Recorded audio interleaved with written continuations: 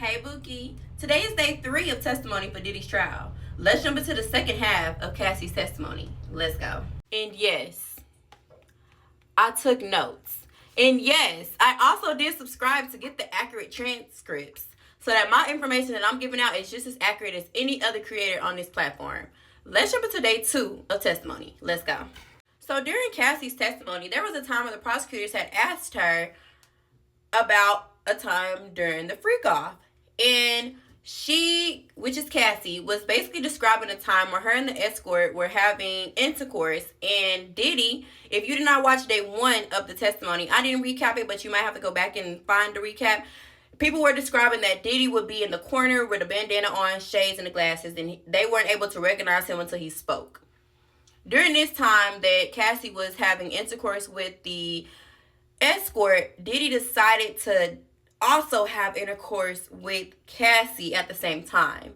And the prosecutors asked Cassie, did she enjoy it? And she said, no, I was confused. There was a lot going on in that moment. Prosecutors also asked Cassie, when was it okay for the escorts to... And she said whenever Diddy said to. And she said that the escort would on her and she would take the semen and go to another room where Diddy was and would rub it on his nipples and they would have intercourse together. How sick. Cassie also described her body during that period of time that she was having to go through the freak-offs with Diddy. She advised prosecutors that she would catch so many UTIs that antibiotics stopped curing her UTIs. The prosecutors also asked her, was she still having to be involved with the freak-offs while she had a UTI? And she said yes. The prosecutors asked Cassie, how did it feel? She said it burned. Prosecutors also asked Cassie, has anyone else witnessed Diddy hit you? She said yes.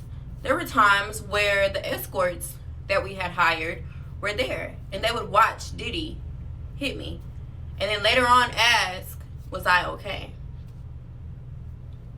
There was also a time that Cassie had brought up where Diddy had physically assaulted her and she had to go to a premiere the same day that Diddy assaulted her. She said there was a time that she was in her apartment sleeping and she woke up to Diddy screaming because she was supposed to be getting packed to go to a festival in Canada that Drake was putting on.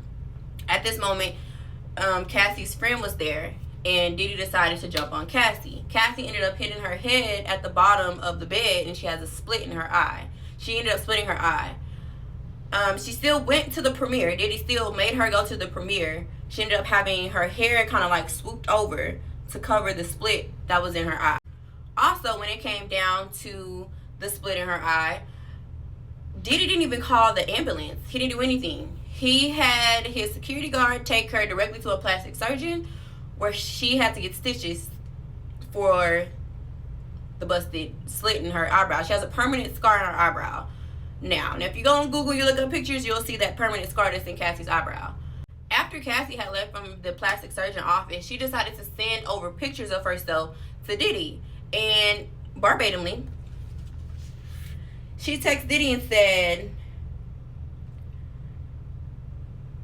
let's see. She said after the event, she texted him a picture and said, so that you can remember. That's what she texted Diddy, the picture of herself, and said, so that you can remember. Diddy's reply was, you don't know when to stop. You have to push it too far. Cassie's response to that was, just say sorry. I don't know why I deserve that. You could care less if I was okay.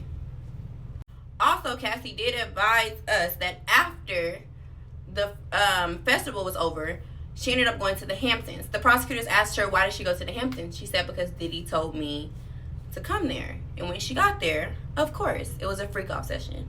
So that just indicates that Diddy really didn't care a lot about her, but she was just so, she was assumed to thinking that this man really loves her, but in all actuality, he was trafficking Cassie. That's trafficking by itself, from escort to controlling. Like, yeah. Also, there was a time where I want to say it was after the festival that she ended up going to do the freak off with Diddy. She ended up taking some sort of opioids, and then she ended up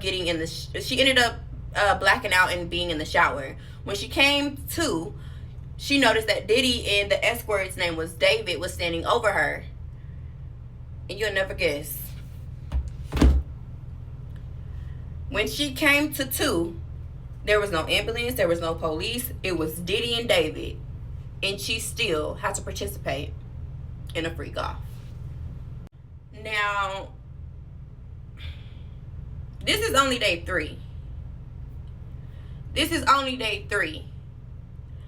And with Cassie moving on with her life, getting married, she's on her 3rd child, which is very beautiful for her.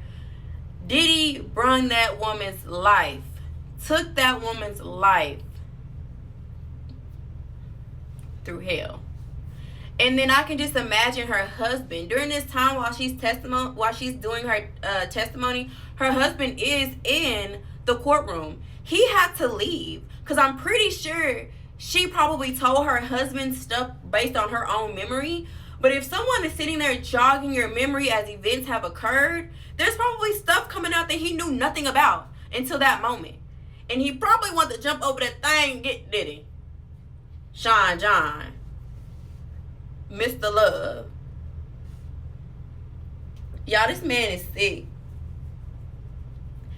It's a different stage of being this freaky. Like, you know, my boy is nasty. That man got a sex demon. That man got a sex demon, y'all. I don't know. Tomorrow's a new day. Let's see who take the stand next. Let me know what y'all think in the comments. Y'all have a good day.